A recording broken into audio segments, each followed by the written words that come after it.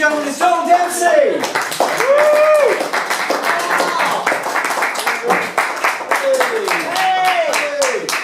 Right, this poem is called And as they come around the final bend now, it's the Ganges of the Nile, the Ganges of the Nile, and I can't separate them, they're neck and neck. And at the final finishing line, it's the Ganges by a short nose.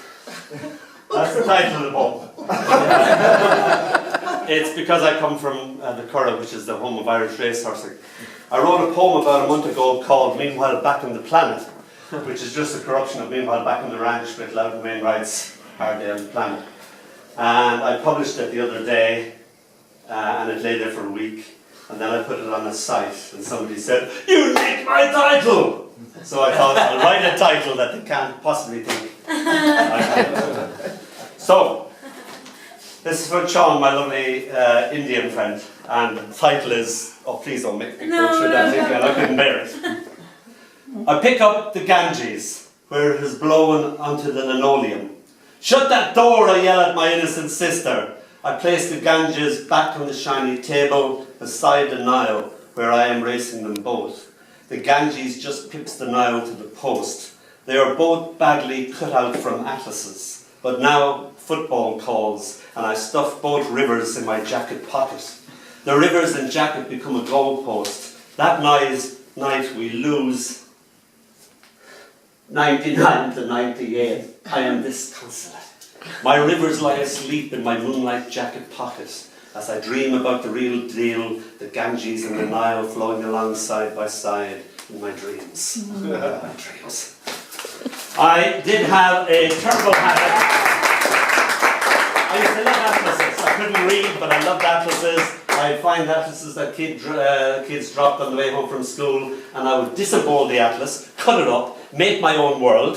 And my mother came in one time and she found the Dnieper and the Dnester crawling up the piano courtesy of blue tack.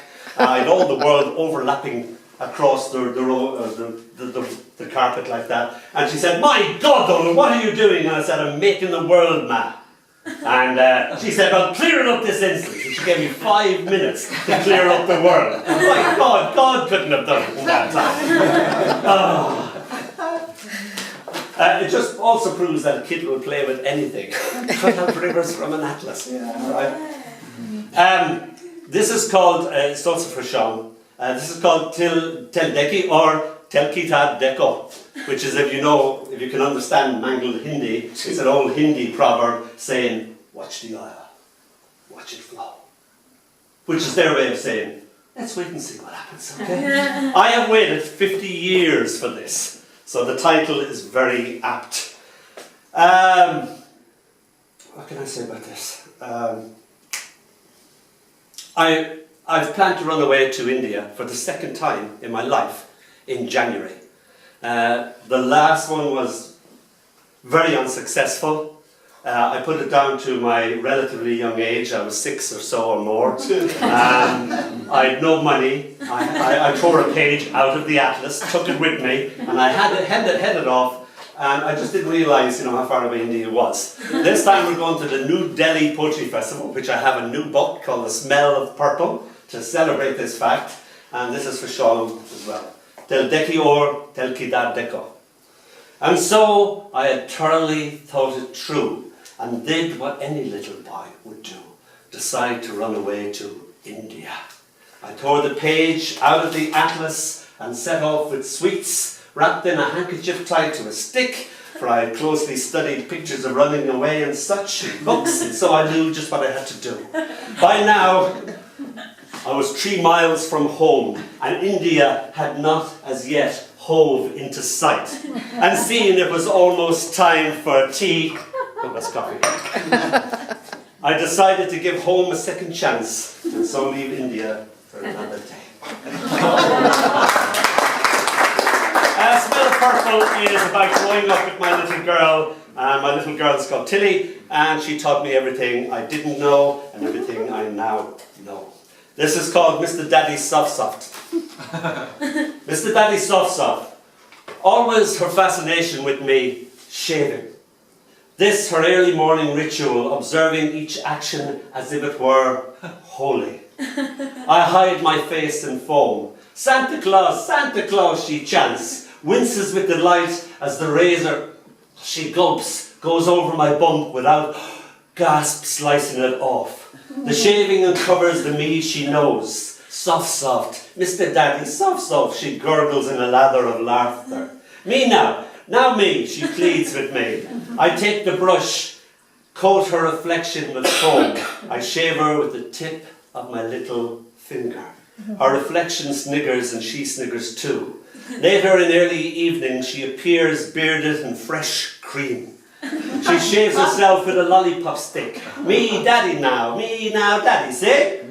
I cha-cha-cha her on the tips of my toes as she clings to my fingertips. The living room dances around us, one delighted half-shaved little girl, one delighted half-soft, or one delighted soft, Mr. Daddy.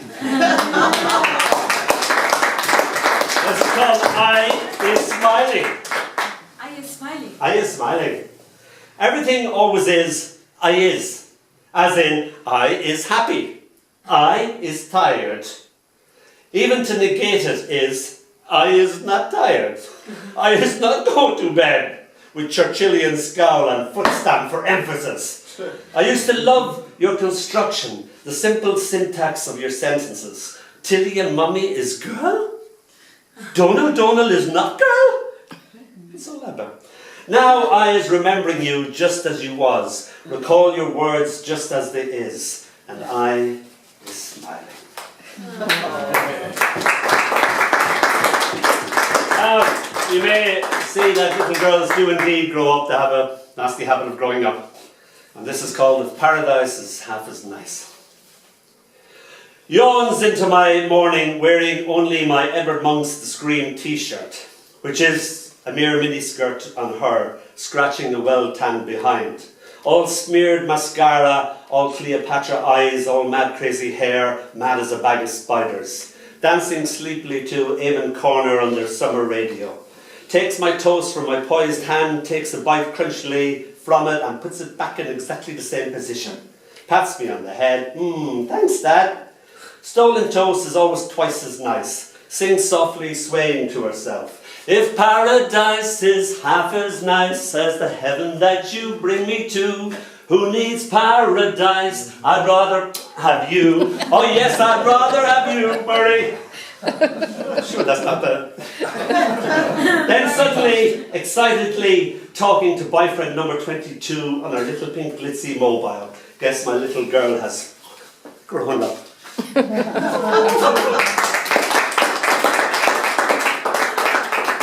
Now a poem that tries to combine both times.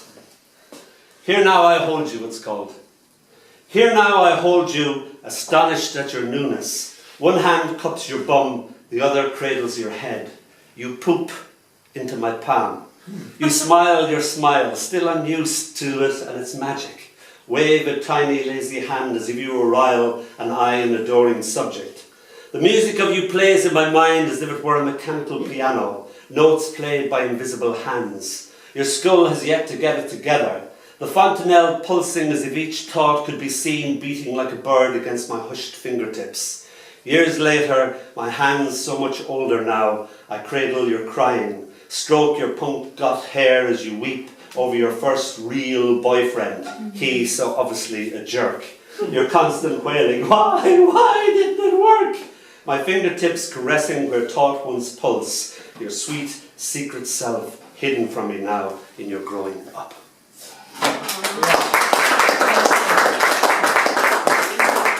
may notice that unlike Murray, I dressed myself this morning. And this is called One Small Step. Vest on, inside out. 2 legs in the one knicker hole. Shoes on, back to front. I dress myself by myself. So I see. Finally, to finish, this is a haiku called Old Dogs, New Tricks. It's my daughter's 3rd year of being herself, and to celebrate this fact, she'd all her little peers over. Little peers go absolutely mad. And we're in another room, and I thought, I have to go in there and see what they're doing. My God, what's happening here? And I just got up, and I had my hand on the door, and everything went silent. And now I was even more worried about what the silence meant, and that was even more scary. And just as I turned the door, it opened, hit me in the face, and about 50 little peers ran out all over me, and they basically said, it's called Old Dog, New Tricks. The dog's in the loo! We was teaching him to pee! And he just fell in.